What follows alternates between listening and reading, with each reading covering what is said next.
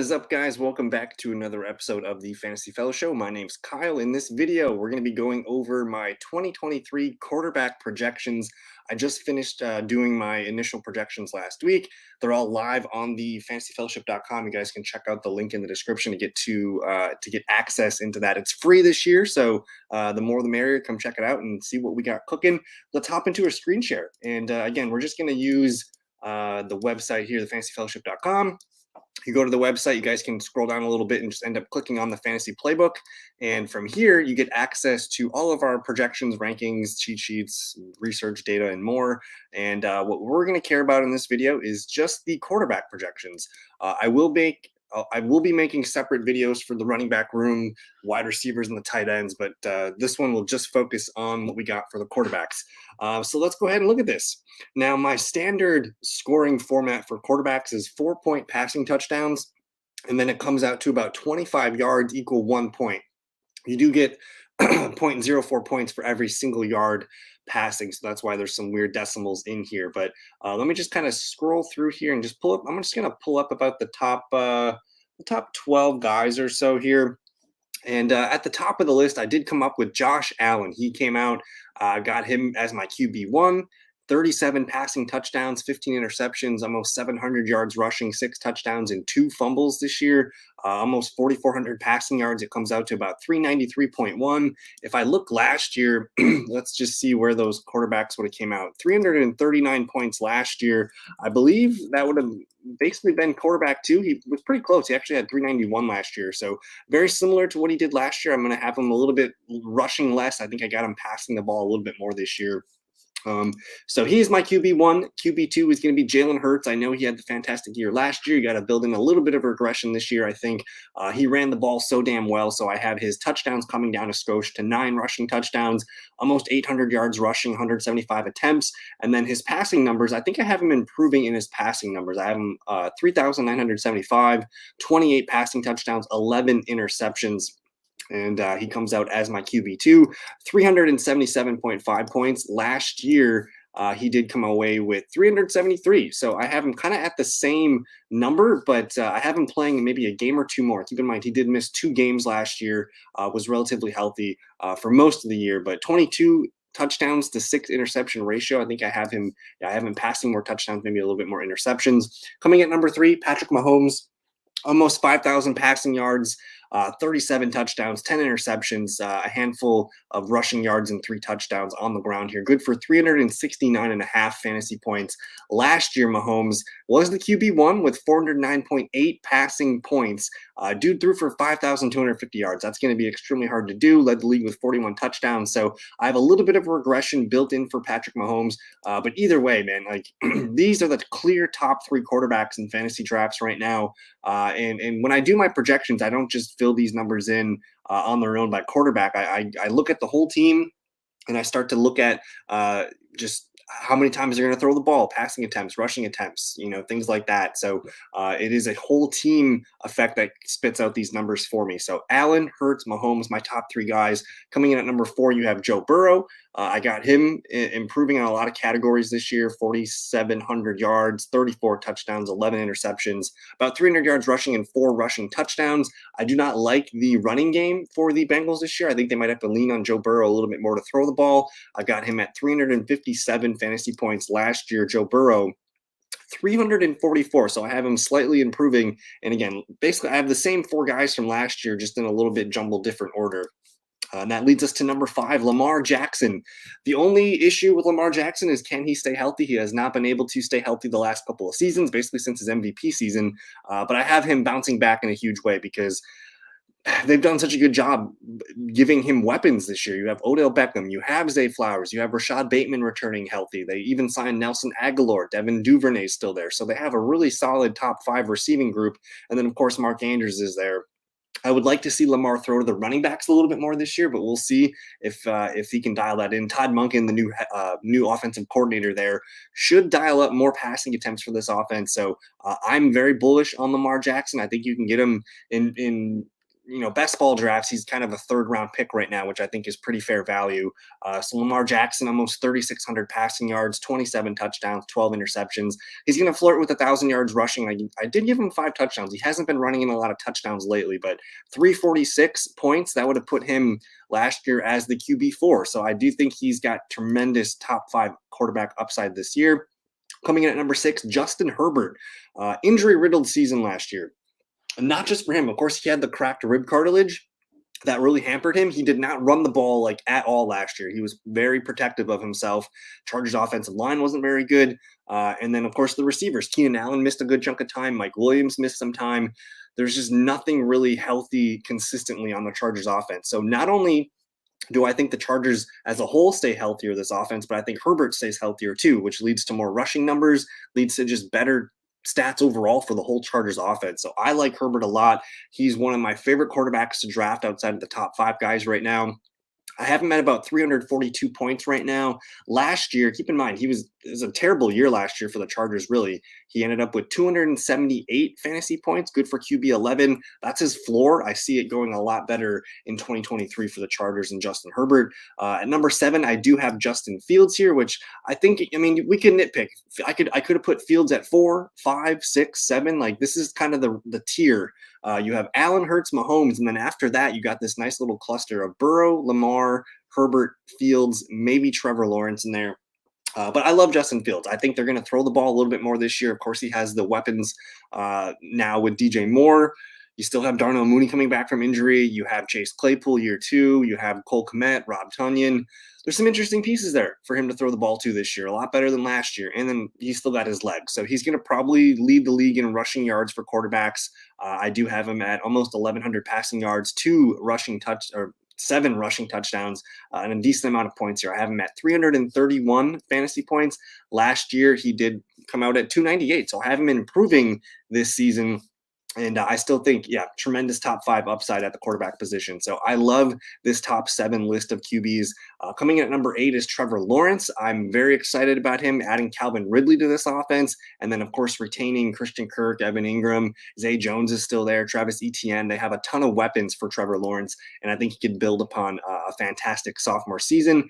Basically 4,200 yards, 29 touchdowns, 11 interceptions, 300 yards rushing, 6 rushing touchdowns, and 3 fumbles on the year. That's good for about 324 fantasy points. If you look at his numbers last year, 289.6, and that was QB7.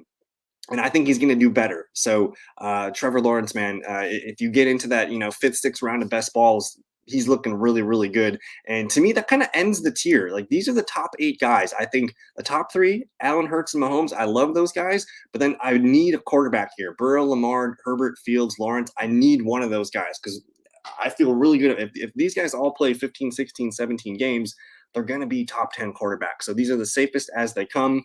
And then let's finish up my top, the rest of my QB1s here. Daniel Jones, Deshaun Watson, Dak Prescott, and then the rookie Anthony Richardson coming in here at QB12. Very excited about him. I'm not sure what his passing numbers are going to look like, but I know he's going to be able to run the football and rack up the rushing yards and the rushing touchdowns. So he's got a pretty safe floor. If he just comes in and he's, throwing passes at a high completion rate, it's going to be a lot of fun. Dak Prescott, we're getting him on a little bit of a dip this year. In best ball leagues, he's kind of being drafted at the 8th, 9th round range right now.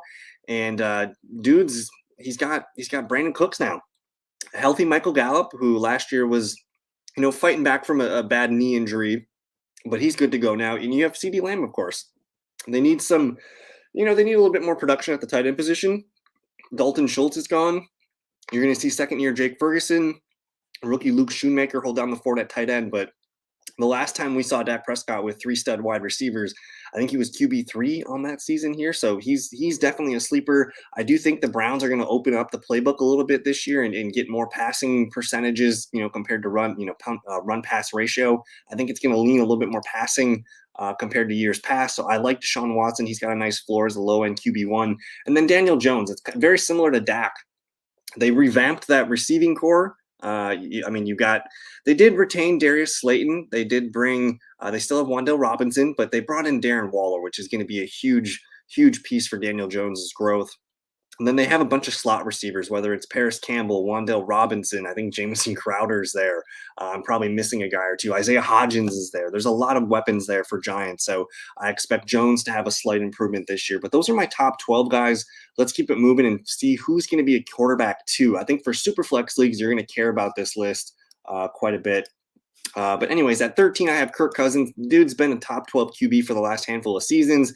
You got Justin Jefferson, Jordan Addison, TJ Hawkinson, KJ Osborne, and we'll see who the running back is. But who knows? Maybe there's more. Maybe I need to adjust these numbers and get Kirk passing the ball a little bit more, because if Dalvin Cook goes, this defense isn't great. They might have to open up the playbook a little bit more and pass a little bit. So I love Kirk Cousins. He's a poor man's QB1 for sure. Aaron Rodgers coming in here with the Jets. We're super excited about what he can do with his new weapons. Garrett Wilson for sure. Alan Lazard, Miko Hardman, Corey Davis, Randall Cobb, Denzel Mims, Tyler Conklin, Breece Hall. There's so many weapons for Rodgers. He's going to be a nice quarterback too for fantasy this year. And if you want to wait on quarterback, he can be your quarterback one. The issue that I have though with guys like Kirk and Rodgers, they have limited ceilings because they do not run the football. Geno Smith, on the other hand, like he's going to throw for 4,000 yards if he plays all the games. He's going to flirt with 30 touchdowns, and he's going to run the ball. He's going to get 10, 15, 20 yards minimum per game rushing. And he's got the rushing touchdown upside there too. So I like Geno Smith. I like Russell Wilson to bounce back this year. He goes really late in drafts right now. I think you have to expect the Broncos to improve after last year's debacle. Just bringing in Sean Payton alone is going to sturdy the ship a little bit. And then you also have Tim Patrick returning. They brought in Marvin Mims. You got year 2 Greg Dulcich. Jared Jeudy is going to probably take over as the lead dog in this offense. And Cortland Sutton's still a decent receiver. I know he's not, he doesn't quite have the juice that he's had in the past, but he's still a fine number 2, number 3 receiver for Russell Wilson. Jared Goff, I'm going to expect the Lions, everyone's going to be on the Lions this year, but I think we have to build in a little bit of regression from Jared Goff in this offense. I do love Jahmyr Gibbs, Amon-Ra St. Brown, those weapons for sure. But outside of that, it's really lacking in the weapon department. So I like Jared Goff, but he's just a QB2 for me. I'm pretty high on Jordan Love. I think they're going to throw the ball quite a bit. And with the running game that the Packers have, they're going to lean heavily on that run. It's going to open things up for the play action. It's not going to be pretty every week for Jordan Love, but I do think that there's going to be enough fantasy points in Green Bay. Tua Tagovailoa, he's low in my rankings. He should probably be up here next to like Kirk Cousins and Richardson and Dak, but I had to knock him a couple games, so that's why he's lower on my list. I do like Tua quite a bit. I get him in drafts a lot. You got to probably draft him as a top 12 quarterback, but again, you kind of have to bank in 2, 3, 4 games being missed, whether it's a concussion or some other kind of injury. He's had trouble staying healthy. So that's the one worry on Tua. If he plays a full 16, 17 games, though, he's going to be a QB1. So we love that offense, a lot of passing. Kenny Pickett coming in at number 20. I like his legs. That's what's going to boost him over guys like Stafford and Garoppolo. I like his weapons. George Pickens, Deontay Johnson, Allen Robinson, Pat Freiermuth, Darnell Washington. Najee catches the ball. Jalen Warren catches the ball. And the Pittsburgh Steelers, they had a pretty good draft, man. They drafted well. They got some offensive line reinforcements. The defense is going to be better. I think there's optimism for Kenny Pickett and the Steelers. Matthew Stafford, this one's interesting because I could be way off on Stafford. I want him to be better than QB 21. They don't really have much outside of Cooper Kupp. They still have Cam Akers. Yes, they have Tyler Higbee. But Van Jefferson, can he be a number 2 receiver? Is it Ben Skowronek? Is it Tutu Atwell? Is it the rookie that they drafted? I'm not sure. There's a lot of questions on the Rams offense. I don't expect the Rams to be very good. Maybe that means they have to throw the ball a ton. Their defense is going to be poor. Maybe I'm a little low on Matthew Stafford. But either way, he's a solid quarterback too for Superflex. Sam Howell, I'm kind of buying the juice on Sam Howell. I think that offense is going to be a lot of fun with Eric Bieniemy. You got 3 pretty good receivers, man. You got Terry McLaurin, Jahan Dotson, Curtis Samuel. I kind of wish they did draft or add a tight end in free agency. I think Logan Thomas is getting up there in age. Not really sure I trust him, but Howell, people forget his junior year of college, the dude ran for a ton of yards and touchdowns. So I think he's got that extra juice that you need at the running back or with the legs in the quarterback position. And then my final 2 quarterbacks in top 24 here, Jimmy Garoppolo and Mac Jones. Garoppolo's dinged a little bit because I can't expect him to play a full game season. Whether he plays 14 or 15 games, that's fine. But when he plays, he's going to probably end up playing more like QB 16. So I think he presents a nice little value. And then Mac Jones. I know a lot of people kind of poo-poo Mac Jones, but I think last year the Patriots did not set him up for success. bringing in Bill O'Brien, a sturdy offensive coordinator, and they also brought in some more weapons for him. They added Mike Gesicki. They still have Hunter Henry. I love the tight end system there. And then at the receiver position, I mean, they brought in Juju Smith-Schuster, who did come on late. You also have Devontae Parker, who played really well at points last year. You have the second-year receiver Tyquan Thornton. Kendrick Bourne is there. I'm probably missing a guy or two, but I kind of like it's ugly, but I kind of like the plethora of weapons for Mac Jones. And then let's get into my final QB3s. These are guys that I'm excited to have these guys in best ball. A guy like Bryce Young, he's my QB25. I think he's going to be a fringe QB2 for Superflex. Not super excited about Derek Carr. I don't know if I trust the Saints offense. Derek Carr looked like crap last year as well. So I think for me, he's going to be kind of a frustrating QB2, QB3 for fantasy football this year. Don't know what's going on with the 49ers. Brock Purdy, I have him projected to play probably 12 or 13 games. If he does play, he's going to be a tremendous value in drafts.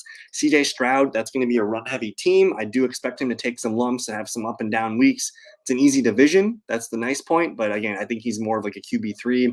Baker Mayfield with Tampa Bay, I love his weapons. Dude played pretty well at the end of last year. I think he can be the starter for the full season if things are going well. But Tampa Bay is likely a top 5 pick next year. Kyler Murray, don't know when he's going to be back. I docked him 6 games. I put him on the pup list in my projections. We'll see if he plays. I'm excited for Desmond Ridder, but Atlanta just does not want to open up the playbook. They're going to run the ball. They're going to play defense. They're going to give Bijan a ton of carries, and he will throw to Drake London and Kyle Pitts, but I think it's going to be heavy running for Atlanta. And then my final quarterback is Ryan Tannehill. At some point, they're going to have to see what Will Levis has before the next NFL draft. If things go really bad for Tennessee, they have to know what Levis has. So I'm not excited about Tannehill. They don't have a lot of weapons. They have Traylon Burks and Chigo Okonkwo, who I like a lot, but I'm not really investing in Tannehill in the passing offense outside of those 2 receivers I mentioned.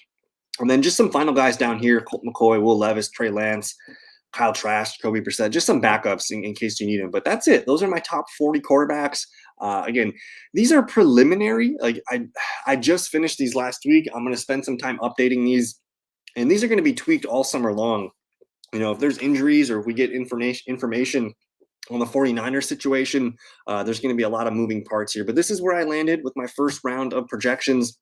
Again, you guys can check out the 2023 playbook and check out the rest of the positions too. I'm going to be making videos on those throughout the week, but I wanted to start with the quarterback position because it's very important. You want to make sure you either get a top 3 quarterback, or again, I mentioned that top 8 being super, super important this year. So that's kind of where I'm at. Thank you guys so much for your time. Check out the 2023 Fantasy Playbook. Subscribe if you are new, and yeah, take it easy. We'll see you guys in a future video. Peace.